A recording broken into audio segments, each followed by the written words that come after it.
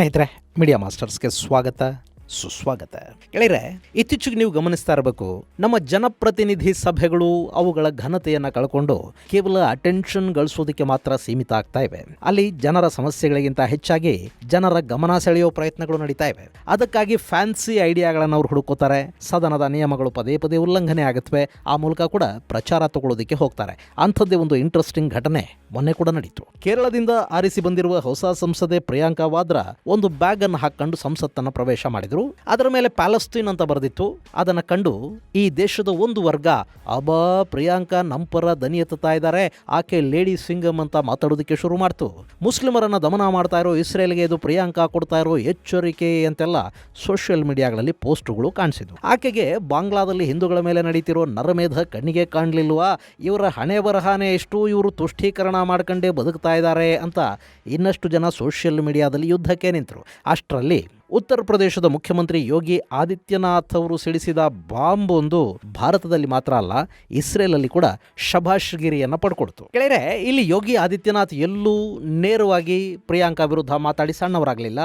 ಅವರು just Palestine ಮತ್ತು Israel ಪ್ರಾಮುಖ್ಯತೆಯ ಬಗ್ಗೆ ಮಾತಾಡ್ತಾ ಇದ್ರು. ಹೇಗೆ ಇಸ್ರೇಲ್ ಅನ್ನೋದು ಉತ್ತರ ಪ್ರದೇಶಕ್ಕೆ ಅತ್ಯಂತ ಮುಖ್ಯ ಅಂತ ಹೇಳಿದ್ರು. ಯಾಕೆಂದ್ರೆ ಉತ್ತರ ಪ್ರದೇಶದಿಂದ ಒಟ್ಟು 5,600ಕ್ಕೂ ಹೆಚ್ಚು ಯುವಕರು ಇಸ್ರೇಲ್ಗೆ ಕೆಲಸಕ್ಕಾಗಿ ಹೋಗಿದ್ದಾರೆ. ಅವರಿಗಲ್ಲಿ ಪ್ರತಿ ತಿಂಗಳು 1.5 ಲಕ್ಷದಷ್ಟು ವೇತನ ಸಿಗ್ತಾ ಇದೆ. ಇನ್ನವರ ಜೀವನಕ್ಕೆ ಯಾವ ಅಪಾಯವೂ ಆಗದೇ ಇರೋ ಹಾಗೆ ಅಲ್ಲಿ ರಕ್ಷಣೆಯ ವ್ಯವಸ್ಥೆಯನ್ನು ಮಾಡಲಾಗಿದೆ. ಅದರ ಜೊತೆಗೆ ಊಟ ಹಾಗೂ ವಸತಿಯನ್ನು ಕೂಡ ಉಚಿತವಾಗಿ ಕೊಡಲಾಗ್ತಾ ಇದೆ. ಹೀಗಾಗಿ ನನಗೆ ಪ್ಯಾಲೆಸ್ತೀನ್ಗಿಂತಲೂ ಇಸ್ರೇಲ್ ಮುಖ್ಯ, ಅದು ನಮ್ಮವರಿಗೆ ಕೆಲಸ ಕೊಡ್ತಾ ಇದೆ. ಹೀಗಾಗಿ ಪ್ರಿಯಾಂಕಾ ಈ ವ್ಯತ್ಯಾಸವನ್ನು ಅರ್ಥ ಮಾಡಿಕೊಂಡ್ರೆ ಸಾಕು ಅಂತ ಯೋಗಿ ಹೇಳಿದರು. ಇಲ್ಲಿ ಕೂಡ ಸಾಕಷ್ಟು ಜನ ಯೋಗಿಯವರ ಮಾತಿಗೂ ವಿರೋಧ ವ್ಯಕ್ತಪಡಿಸಿದರು. ಈ ಕೆಲಸ ಇದೆಲ್ಲ ಸರ್ಕಾರದ ಕಟ್ಟುಕತೆ, ಹೀಗಾಗಿ ಇದನ್ನೆಲ್ಲ ನಂಬೋದಕ್ಕೆ ಆಗೋದಿಲ್ಲ ಅಂತ ಕಾಂಗ್ರೆಸ್ ಹೇಳ್ತು. ಆದರೆ ಈಗ ಇಸ್ರೇಲ್ನಿಂದ ನೈಜ ವರದಿಗಳು, ಸತ್ಯಾಸತ್ಯತೆಗಳು ಹೊರಬೀಳ್ತಾ ಇವೆ. ಸದ್ಯಕ್ಕೆ ಇಸ್ರೇಲಲ್ಲಿ ನೆಲೆಸಿರುವುದು 5,600 ಮಂದಿ ಭಾರತೀಯರಲ್ಲ. ಇಲ್ಲಿಂದ ಅಲ್ಲಿಗೆ ಸರಿಸುಮಾರು 16,000 ಭಾರತೀಯ ಕುಶಲ ಕಾರ್ಮಿಕರು ಹೋಗಿದ್ದಾರೆ. ಇಸ್ರೇಲ್ ಅವರಿಗೆ ಕೆಲಸ ಕೊಟ್ಟಿದೆ. ಅವರೆಲ್ಲರಿಗೂ ಅಗತ್ಯ ರಕ್ಷಣೆಯನ್ನು ಕೂಡ ಆ ದೇಶ ಒದಗಿಸಿಕೊಡ್ತಾ ಇದೆ.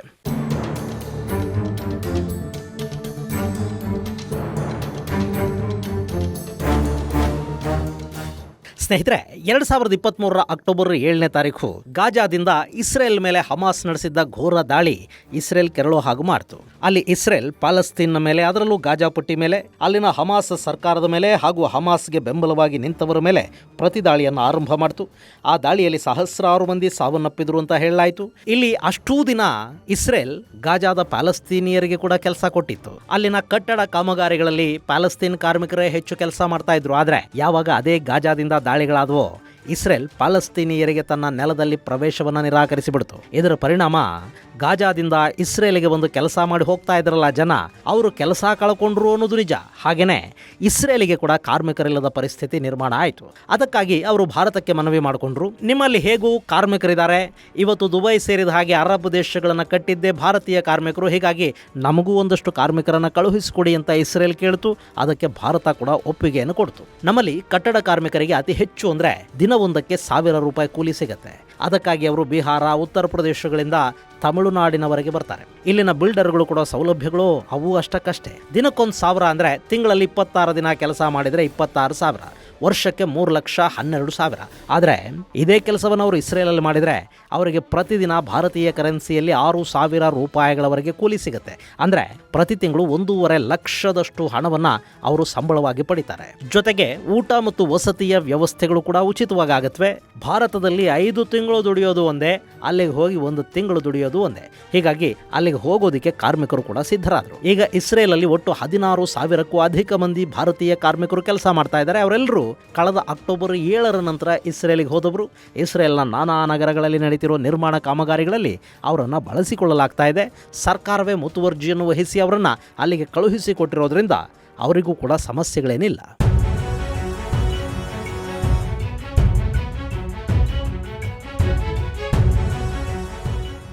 ಗೆಳೆಯರೆ, ಯಾರೋ ಮಾಡುವ ಒಂದು ತಪ್ಪು ಸಹಸ್ರಾರು ಮಂದಿಯ ಅನ್ನ ಕಿತ್ತುಕೊಳ್ಳುತ್ತೆ ಅನ್ನೋದನ್ನ ಅರ್ಥ ಮಾಡ್ಕೊಳ್ಬೇಕು ಅಂತಂದ್ರೆ ನಾವು ಈ ಇಸ್ರೇಲ್ ಹಮಾಸ್ ಸಂಘರ್ಷವನ್ನು ಸೂಕ್ಷ್ಮವಾಗಿ ಗಮನಿಸಬೇಕು. ಇಲ್ಲಿ ಹಮಾಸ್ ಉಗ್ರರು ಮಾಡಿದ ಕೆಲಸದಿಂದ ಸರಿಸುಮಾರು 80,000 ಪ್ಯಾಲೆಸ್ತೀನಿಯರು ಕೆಲಸ ಕಾರ್ಯಗಳಿಂದ ವಂಚಿತರಾಗಿದ್ದಾರೆ. ಈಗ ಇಸ್ರೇಲ್ ಅಲ್ಲಿ ಭಾರತ ಹಾಗೂ ಚೈನಾದ ಕಾರ್ಮಿಕರು ಹೆಚ್ಚಾಗಿ ಕೆಲಸ ಮಾಡ್ತಾ ಇದ್ದಾರೆ. ಒಂದು ಕಾಲಕ್ಕೆ ಅರಬ್ ಹಾಗೂ ಹಿಬ್ರೂ ಭಾಷೆಗಳ ಸದ್ದು ಕೇಳಿ ಬರ್ತಾ ಇದ್ದ ಸ್ಥಳದಲ್ಲಿ ಈಗ ಹಿಂದಿ ಹಾಗೂ ಮ್ಯಾಂಡ್ರಿಡ್ ಭಾಷೆಗಳು ಕೇಳಿಸ್ತಾ ಇವೆ. ಅವತ್ತಿಗಲ್ಲಿ 80,000 ಪ್ಯಾಲೆಸ್ತೀನಿಯರ ಜೊತೆಯಲ್ಲಿ 26,000 ಬೇರೆ ಬೇರೆ ದೇಶಗಳ ಜನ ಕೂಡ ಕೆಲಸ ಮಾಡ್ತಾ ಇದ್ರು. ಆದರೆ ಯುದ್ಧ ಪ್ರಾರಂಭ ಆದ ನಂತರ ಅಲ್ಲಿ ಒಟ್ಟು 30-35,000 ಮಂದಿ ಮಾತ್ರ ಕೆಲಸಗಾರರು ಸಿಗ್ತಾ ಇದ್ದಾರೆ.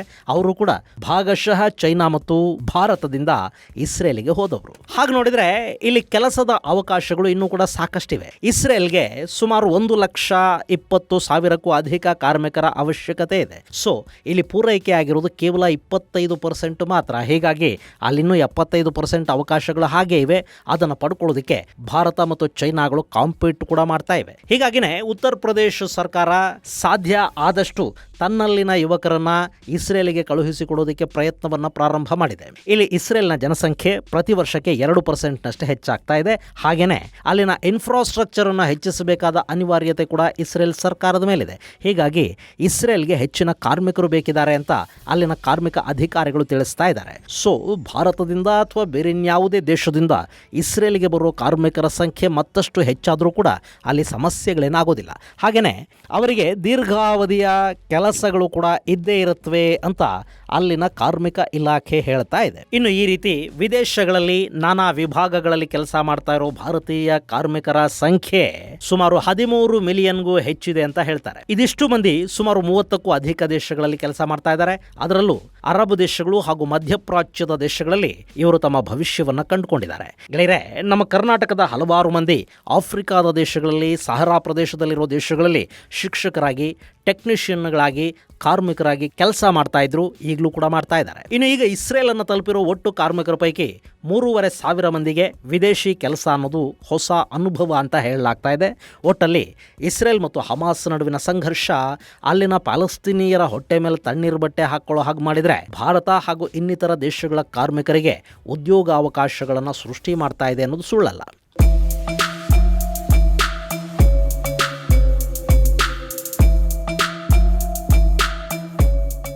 ಇನ್ನು ಇಲ್ಲಿ ಪ್ಯಾಲೆಸ್ತೀನಿಯರ ಬಗ್ಗೆ ಭಾರತಕ್ಕೊಂದು ಸಿಂಪತಿ ಅಂತೂ ಇದ್ದೇ ಇದೆ, ಕನಿಕರ ಇದೆ. ಅಲ್ಲಿ ಇಸ್ರೇಲ್ ಹಾಗೂ ಪ್ಯಾಲೆಸ್ತೀನ್ ಎರಡೂ ದೇಶಗಳು ಇರಲಿ ಅಂತಲೇ ಭಾರತ ಈ ಹಿಂದಿನಿಂದಲೂ ಹೇಳ್ತಾ ಬರ್ತಾ ಇದೆ. ಹಾಗಂತ ಉಗ್ರವಾದವನ್ನು ಬೆಂಬಲಿಸೋದಕ್ಕೆ ಸಾಧ್ಯ ಆಗೋದಿಲ್ಲ. ಭಾರತ ಕೂಡ ಭಯೋತ್ಪಾದಕರ ದಾಳಿಗಳಿಗೆ ತುತ್ತಾಗ್ತಲೇ ಬರ್ತಾ ಇರೋ ಸಂತ್ರಸ್ತ ದೇಶ. ಹೀಗಾಗಿ ಯಾವುದೇ ದೇಶದ ಮೇಲೆ ನಡೆಯೋ ಉಗ್ರ ದಾಳಿಗಳನ್ನ ಭಾರತ ಮುಕ್ತವಾಗಿ ಖಂಡಿಸಬೇಕಾಗತ್ತೆ. ಇನ್ನು ಭಯೋತ್ಪಾದಕರನ್ನ ಸ್ವಾತಂತ್ರ್ಯ ಹೋರಾಟಗಾರರಂತೆ ಚಿತ್ರಿಸೋದು ಕೂಡ ಸರಿಯಾದ ಕ್ರಮ ಅಲ್ಲ. ಹಾಗೆ ಇವತ್ತು ಇಲ್ಲಿ ನಿಂತು ಪ್ಯಾಲೆಸ್ತೀನ್ ಪರ ಘೋಷಣೆಗಳನ್ನ ಕೂಗೋರು, ಪೋಸ್ಟುಗಳನ್ನ ಹಾಕೋರು ಬೇಕಾದರೂ ಅವರ ಕುಟುಂಬಗಳನ್ನ ಸಾಕೋದಿಕ್ಕೆ ಇಸ್ರೇಲಿಗೆ ಕೆಲಸಕ್ಕೆ ಹೋಗಬಹುದು, ಅಥವಾ ಅವರ ಕುಟುಂಬದ ಯಾವುದೇ ಸದಸ್ಯರನ್ನ ಕೆಲಸಕ್ಕಾಗಿ ಇಸ್ರೇಲ್ಗೂ ಕಳುಹಿಸಬಹುದು. ಇಸ್ರೇಲ್ ಅವರಿಗೂ ಕೆಲಸ ಕೊಡುತ್ತೆ. ನಮ್ಮ ಯುವಕರಿಗೆ ಉದ್ಯೋಗ ಸೃಷ್ಟಿ ಮಾಡೋದು ನಮ್ಮ ಈಗಿನ ಆದ್ಯತೆನೇ ಹೊರತು ಸುಮ್ಮನೆ ಪ್ರಚಾರಕ್ಕೊಂದು ಬ್ಯಾಗ್ ತಗಲಾಕೊಂಡು ಪೋಸ್ ಕೊಡೋದು, ಪಬ್ಲಿಸಿಟಿ ಗಿಟ್ಟಿಸ್ಕೊಳ್ಳೋದಲ್ಲ ಅನ್ನೋದನ್ನ ಆದಿತ್ಯನಾಥ್ ನೇರವಾಗಿ ಹೇಳದೇನು ಅರ್ಥ ಮಾಡಿಸೋ ಪ್ರಯತ್ನವನ್ನು ಮಾಡಿದ್ದಾರೆ. ಗೆಳೆಯರೆ, ಎಲ್ಲೋ MG ರೋಡಲ್ಲಿ ಬಾವುಟ ಹಿಡ್ಕೊಂಡು ಓಡಾಡಿದ್ರೆ ಪ್ಯಾಲೆಸ್ತೀನ್ ಬಗ್ಗೆ ಸೋಷಿಯಲ್ ಮೀಡಿಯಾಗಳಲ್ಲಿ ಯಾರ ಜೊತೆಗೂ ಯುದ್ಧಕ್ಕಿಳಿದು ಬಿಟ್ರೆ ಇಸ್ರೇಲ್ ಅನ್ನೋದು ಪ್ಯಾಲೆಸ್ತೀನ್ ಆಗಿ ಹೋಗೋದಿಲ್ಲ. ಇವತ್ತು ಪ್ಯಾಲೆಸ್ತೀನ್ ಅನ್ನೋ ದೇಶ ರಚನೆ ಆಗದೇ ಇರೋದಕ್ಕೆ ಕಾರಣ ಹೀಗೆ ಎಲ್ಲೋ ಕೂತು ಅವರ ಭವಿಷ್ಯದ ಜೊತೆ ಆಟ ಆಡದವರೇ ಹೊರತು ಬೇರೆ ಯಾರೂ ಅಲ್ಲ. ಯಾಸರ್ ಅರಾಫತ್ ಕಾಲಕ್ಕೆ ದ್ವಿರಾಷ್ಟ್ರ ರಚನೆಗೆ ಎರಡೂ ಪಕ್ಷಗಳು ಒಪ್ಪಿದ್ವು. ಅಲ್ಲಿ ಇಸ್ರೇಲಿನ ಪಕ್ಕದಲ್ಲೇ ಪ್ಯಾಲೆಸ್ತೀನ್ ರಚನೆ ಆಗಿ ಹೋಗ್ತಾ ಇತ್ತು. ಆದರೆ ಜೋರ್ಡಾನ್ ನದಿಯಿಂದ ಮೆಡಿಟರೇನಿಯನ್ ವರೆಗಿನ ಎಲ್ಲ ಭೂಮಿ ನಮಗೆ ಬೇಕು, ಅಲ್ಲಿ ಯಹೂದಿಗಳೇ ಇರಬಾರದು ಅಂತ ಕೂಗೆಬ್ಬಿಸಿದ್ದು ಯಾರು? ಪುಸ್ತಕದಲ್ಲಿ ಹಾಗೆ ಬರೆದಿದೆ, ಆ ನೆಲ ಇವತ್ತಲ್ಲ ನಾಳೆ ನಮಗೆ ಸೇರತ್ತೆ, ನೀವು ಹೋರಾಡಿ ರಕ್ತ ಹರಿಸಿ ಅದು ಹಾಗೇ ಆಗತ್ತೆ ಅಂತ ಅಲ್ಲಿನ ಕೆಲ ಯುವಕರ ತಲೆ ಕೆಡಿಸಿ ಅವ್ರ ಕೈಗೆ ಬಂದೂಕು, ಅವ್ರ ಮೈಗೆ ಬಾಂಬು ಕಟ್ಟಿದವ್ರು ಯಾರು? ಅವತ್ತು ಹಾಗೆ ಉಗ್ರವಾದಿಗಳಲ್ಲಿ ಹುಟ್ಟುಕೊಳ್ಳದೆ ಇದ್ದಿದ್ರೆ, ಅವರು ಇಸ್ರೇಲ್ ಮೇಲೆ ದಾಳಿಗೆ ಇಳಿದೇ ಇದ್ದಿದ್ರೆ ಇಷ್ಟೊತ್ತಿಗೆ ಯಾಸರ್ ಅರಾಫತ್ ಅವ್ರ ಕನಸು ನನಸಾಗ್ತಾ ಇರಲಿಲ್ವಾ? ಅಲ್ಲಿ ಪ್ಯಾಲೆಸ್ತೀನ್ ಅನ್ನೋ ಒಂದು ದೇಶ ಹುಟ್ಕೋತಾ ಇರಲಿಲ್ವಾ?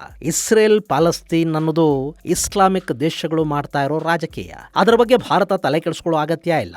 ನಮಗೆ ನಮ್ಮ ಯುವಕರಿಗೆ ಕೆಲಸ ಸಿಗಬೇಕು, ಅವರ ದುಡಿಮೆ ಹೆಚ್ಚಾಗಬೇಕು, ಅವರ ಕುಟುಂಬಗಳ ಆರ್ಥಿಕ ಪರಿಸ್ಥಿತಿ ಸುಧಾರಣೆ ಆಗಬೇಕು.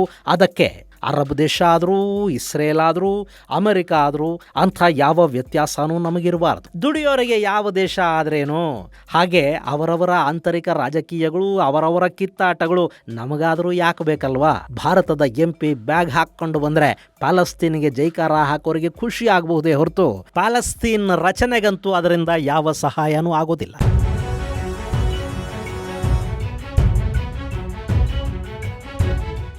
ಇನ್ನು ಪ್ಯಾಲೆಸ್ತೀನ್ ಅಂತ ಹೇಳೋ ದೇಶಗಳಿವೆಯಲ್ಲ, ಅವುಗಳಲ್ಲಿ ಕೆಲವು ಭಾರತಕ್ಕೆ ಬಾಂಬ್ ಬಿಟ್ಟಿವೆ.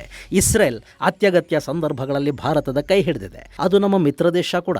ಇಸ್ರೇಲ್ ಜೊತೆಗಿನ ಸಂಬಂಧಗಳು ಭಾರತಕ್ಕೊಂದಷ್ಟು ಲಾಭವನ್ನು ತಂದುಕೊಟ್ಟಿವೆ, ಮುಂದೆ ಕೂಡ ಅವು ಲಾಭ ಮಾಡುತ್ತವೆ. ಹೀಗಾಗಿನೇ ಯೋಗಿ ಆದಿತ್ಯನಾಥ್ ಪ್ಯಾಲೆಸ್ತೀನಿಗಿಂತ ಇಸ್ರೇಲೇ ನಮಗೆ ಮುಖ್ಯ ಅಂತ ಹೇಳಿದ್ದಾರೆ. ಗೆಳೆಯರೆ, ಒಂದು ಯುದ್ಧ, ಒಂದು ಸಂಘರ್ಷ ಅನ್ನೋದು ಒಂದಷ್ಟು ಮಂದಿಗೆ ಹೊಸ ಅವಕಾಶಗಳನ್ನು ತೆರೆಯುತ್ತೆ. ಹೊಸ ಅವಕಾಶಗಳನ್ನು ತೆರೆಯೋದಕ್ಕೆ ಕಾರಣ ಆಗುತ್ತೆ ಅನ್ನೋದಕ್ಕೆ ಇದೊಂದು ಉದಾಹರಣೆ ಅಷ್ಟೇ. ನಿಮಗೆ ಗೊತ್ತಿರಲಿ, 2ನೇ ಮಹಾಯುದ್ಧ ಅನ್ನೋದು ಅಮೆರಿಕಾನ ಗ್ರೇಟ್ ಡಿಪ್ರೆಷನ್ನಿಂದ ಹೊರಬರೋ ಹಾಗೆ ಮಾಡಿತು. ಯುದ್ಧಗಳು, ಸಂಘರ್ಷಗಳು ಕೆಲವರಿಗೆ ಅಪಾಯಕಾರಿ ಅನಿಸಿದ್ರೆ ಮತ್ತೆ ಕೆಲವರಿಗೆ ಬದುಕನ್ನು ಕಟ್ಟಿಕೊಡೋ ವರಗಳಾಗಿ ಕೂಡ ಪರಿಣಮಿಸಿಬಿಡುತ್ತವೆ ಅಲ್ವಾ? ಇದು ಗೆಳೆಯರೆ, ಉತ್ತರ ಪ್ರದೇಶದ ಯುವಕರಿಗೆ ಮತ್ತು ಚೈನಾದ ಕಾರ್ಮಿಕರಿಗೆ ಕೂಡ ಇಸ್ರೇಲ್ ಕೆಲಸ ಕೊಡ್ತಾ ಇರೋದರ ಕುರಿತಾದ ಒಂದಷ್ಟು ಮಾಹಿತಿ. ಮುಂದಿನ ಸಂಚಿಕೆಯಲ್ಲಿ ಮತ್ತಷ್ಟು ವಿಶೇಷಗಳ ಜೊತೆ ಮತ್ತೆ ಭೇಟಿಯಾಗೋಣ. ಅಲ್ಲಿವರೆಗೆ ಜೈ ಹಿಂದ್, ಜೈ ಕರ್ನಾಟಕ.